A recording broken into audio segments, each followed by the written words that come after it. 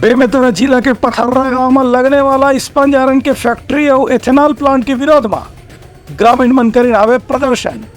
Police बल करेगी आवे तैनात।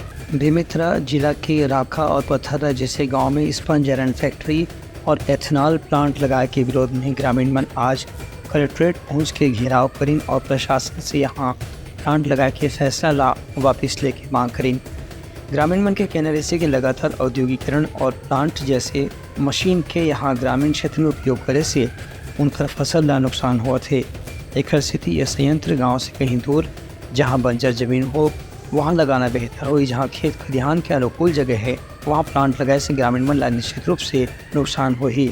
भारी संख्या में ग्रामीण मन जिला कलेक्ट्रेट पहुंचकर कलेक्टर से चर्चा करें और ज्ञापन दे के मांग करें कि जल्द से जल्द स्पंज आयरन और एथेनॉल फैक्ट्री ला यहाँ से कहीं दूसरा जगह लगाए के काम में अंतिम निर्णय दिए जाए। ब्यूरो रिपोर्ट उदलमा न्यूज़।